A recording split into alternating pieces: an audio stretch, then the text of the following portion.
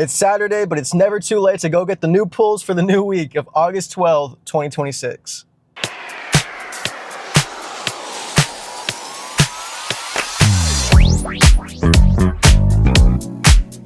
Welcome back to the channel, guys. If you are new, this is the Panel by Panel Comics YouTube channel. I usually don't do new comic book day vlogs on a Saturday, but I've been out of town and I've been down in San Antonio, Temple, doing a whole bunch of interviews because I'm looking to get my first technically professional job as a news producer. Just to let you guys know into a little bit of my life, I graduated from college with a bachelor's degree in broadcasting. So I've been trying to get that done, and I did that. Now it's time to move on with the next chapter of my life, actually using that degree for something. And I'm sorry that I haven't been able to upload in over a week. It's just been a lot. I've been doing a lot. I've been doing a whole lot. So I'm trying to get back into the groove of things.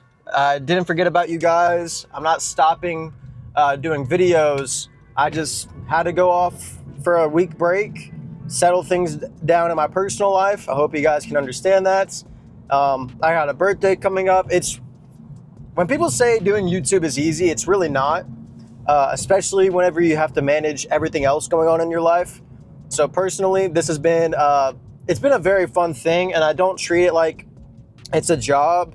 I do know that I do have responsibilities because I know some of you guys might look forward to my content every single day or whenever I do upload, and you're like, wow, he didn't upload. I guess I'm just going to stop watching him.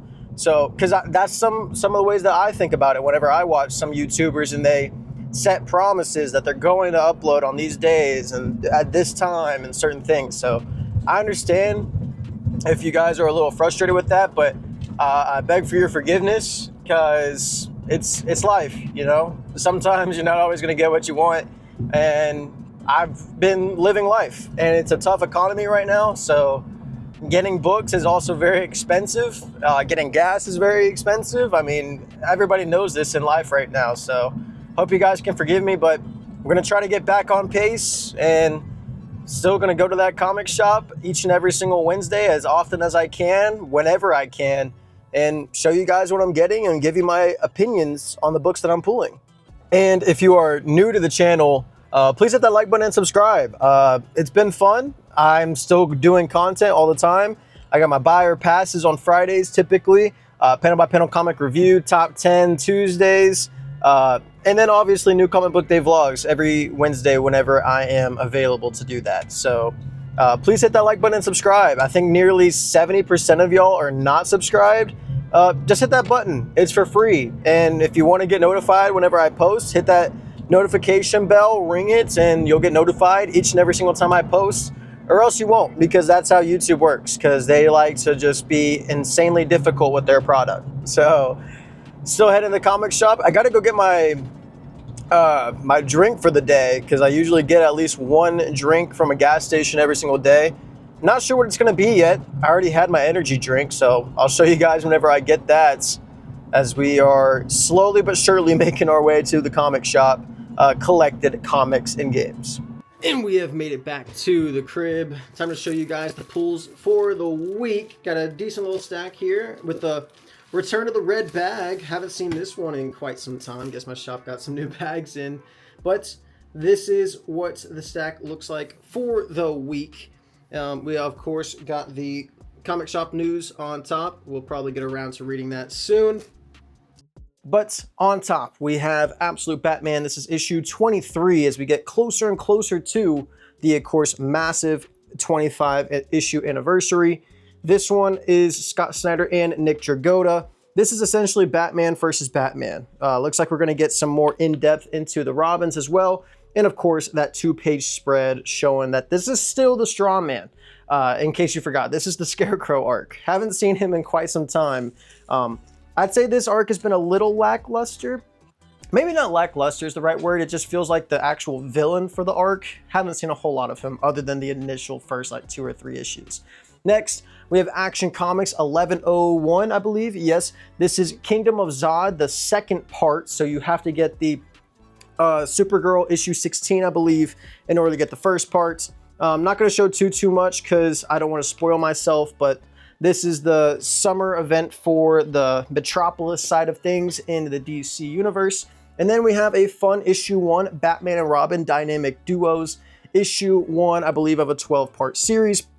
This is another story from year 1 of Batman and Robin. This is basically the DC fans saying, hey, we love the first series so much, can you make another? And that's where this is going to go, with Mark Waid, Chris Samnee, and Matt Lopes all coming together yet again to make this title. We have Bleeding Hearts, issue 7. Poke is essentially running away with the mother and daughter that we met. I believe her name is Rabbit. I can't remember what the mom's name is. Maybe it's Kara. But he's friendly with them. He had a hug, said the name of Rabbit at the end of the last issue. We'll see if the family can get along well. We have next Clayface, Celebrity Dirt. This is issue 2. Of course, the Clayface movie coming out in October. This is getting you hyped for that as we dive deeper into who this Clayface is. We actually don't know. We thought we know who he was, but now we don't. I'm pretty sure it's going to be Matt Hagen, but the first issue was solid, and I'm really looking forward to the Clayface movie, so that's a big one for me. Next, The Fury of Firestorm, issue number 5 of 8, as we get closer and closer to the end of this series. Still getting some backstory about just the whole development of the character of Firestorm. When they were both in control, Mark Stein and Ronnie Raymond. Just seeing that development of the relationship and how it is turned into something horrific, and what's going to happen to the city of Pittsburgh as Firestorm gets there. Can Mark Stein and I always forget her name. I want to say it's Flamehawk or something like that. I can't remember. Anyways, is he going to destroy the city of Pittsburgh? Who knows? Here is that part 1 of the Kingdom of Zod event with Supergirl issue 16.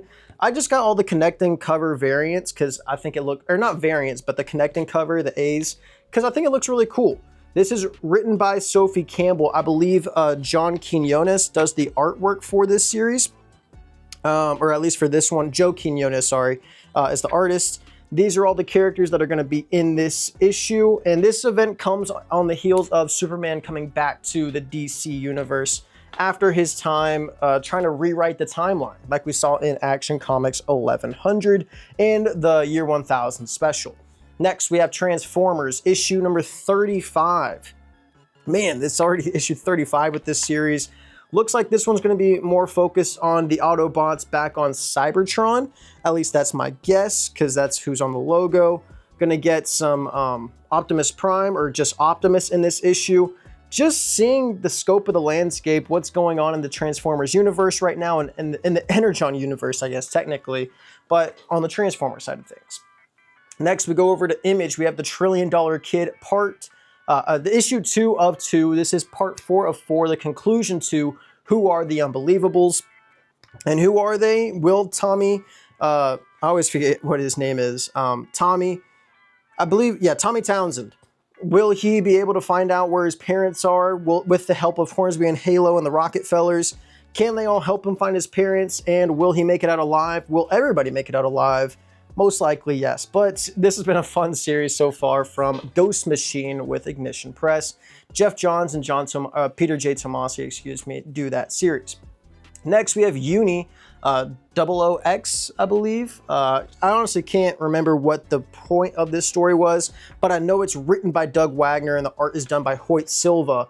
And I really do like Doug Wagner's writing. He did the Narco series with him and Daniel Hilliard. So Doug Wagner's using another artist to tell a story. And that's the main reason why I picked it up. We'll see if it's any good or not. Try to see if there's an introductory. No, but it takes place in London. So that's all I can really tell you.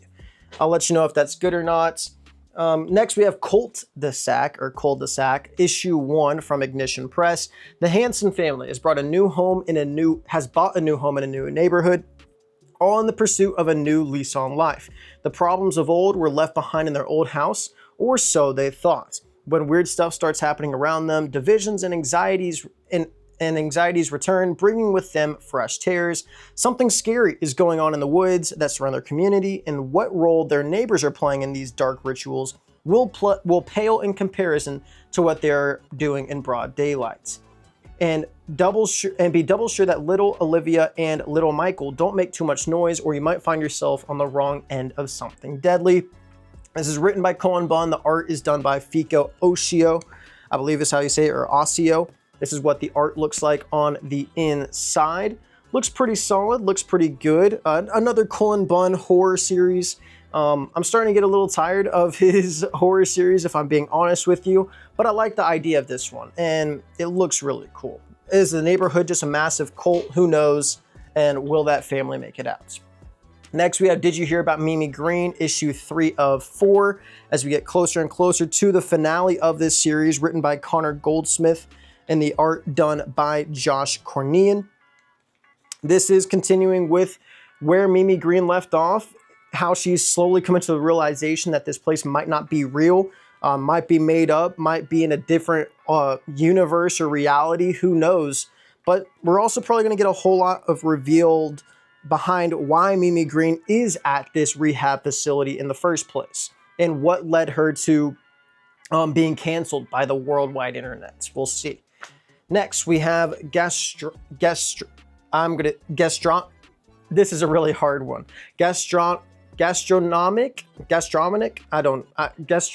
Anyways, this is a series written by Margaret Bennett, and the artist is Helena Macias. And another series where I couldn't quite tell you what it is, but Margaret Bennett is writing the Odin series with James Tynion over at Tiny Onion. So or Glass Onion, I always forget what it is, I'm so sorry. It's been a while since I've talked comic books, and I'm interested in this one because of Margaret Bennett alone. This is definitely suggested for mature readers only, says it on the back. Another issue number 1. We have the conclusion to Infernal Hulk. This is issue 10, because after this, it goes back to, I guess, Hulk. I mean, Philip Kennedy Johnson getting ready for the World War Hulk storyline. Will Bruce Banner and Hulk finally join into one? Will the Infernal Hulk rise above all? Will he win the day? Who knows? Can't wait to see it. And then we're inevitably going to get the Incredible Hulk coming back eventually. But the art is great on the inside from Gorham. Can't wait to see how this series wraps up.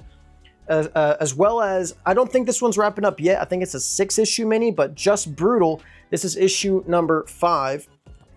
Can't wait to see how this ends with Dennis Hopeless and Brom Revel. It's been fantastic. It's been fun. Just like every family, they all have their troubles, their arguments, their disagreements. But this one is on a different level. And they're all just so different and so unique and have their own characteristics. I've really liked this series with Dennis Hopeless and Brom Revel. I think they really knew what story they wanted to tell.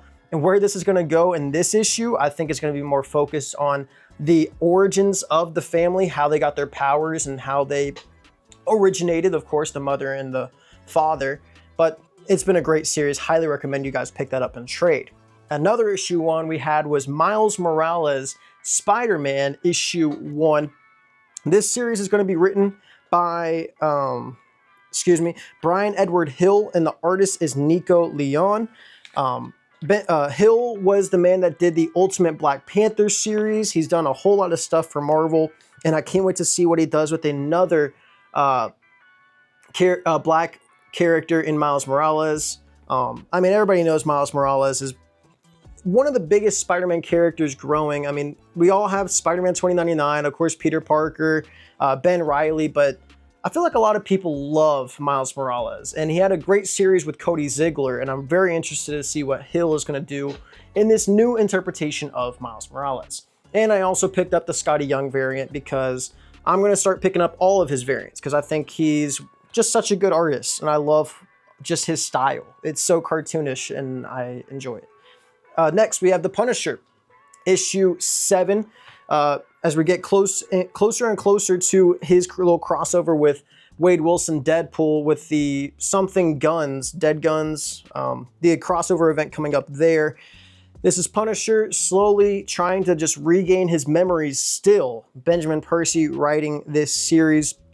It's been a ton of fun. It's been gory. It's been bloody. I just love that Punisher actually has an ongoing, finally.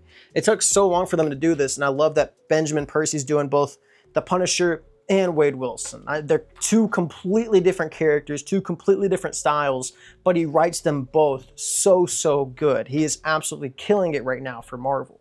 Next, we have Seven Wives, the finale to this series, issue 3 of 3. Also going to recommend anybody to pick up Any Given Smile, series written by Stephanie Williams, and she's one of the biggest and best upcoming comic writers. If you've never heard of her, I think she's really one of the best future writers in the industry. She's going to be writing the Vixen series and of course that Any Given Smile series. She's just fantastic. I highly recommend anything by her. But this series, Seven Wives, has been truly underrated. I haven't heard enough people talk about this.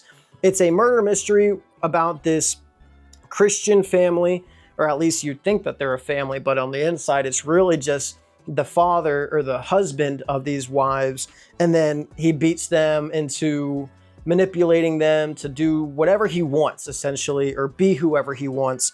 And now he's dead, and one of the wives did it, or multiple wives did it. No clue who it is, but we'll find out in this issue. And I can't wait to see how it goes down, what's going to happen. It's been fantastic. This is the C cover. So I was really expecting the A cover, but nonetheless, this story by Zoe Tunnell, sorry if I'm pronouncing that wrong, has been absolutely fantastic. And the art is different, but it's solid enough for me to continue to read this story by, with the art being done by Teslin Bergen.